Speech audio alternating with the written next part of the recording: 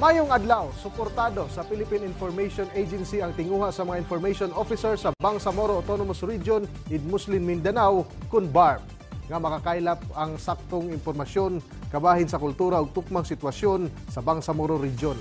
Lakip na sa gipasalig sa PIA nga mapakusgan ang partnership sa government media ngadto sa mga magsisibya sa pribadong sektor.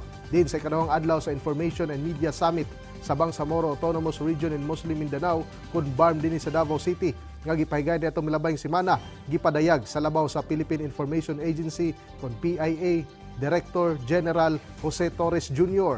ang kaandam sa government media nga makig-alayon sa mga information officer sa Bangsamoro Region. Ila nang napaabot ang paghatag og tukma o kasaligan nga impormasyon alang sa residente sa BARM. Ingon man ang pagmapasabot usab sa mga Pilipino nga nagpuyo sa naglahing bahin sa nasod ang kalinaw ug kalambuan karon sa Bangsamoro Region. Gipunto usab sa mga opisyal ang importansya sa news transparency ug ang pagbatok sa disinformation kon fake news. These days, the role of information officers in upholding moral principles is more critical than ever.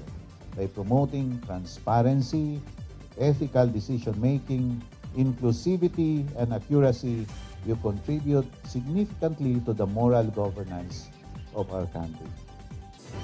Samtang gipakusgan karon ang operasyon sa Davao City Ancillary Services kon ASU batok sa ambulant vendor sa kadalanan dinhi sa Davao City.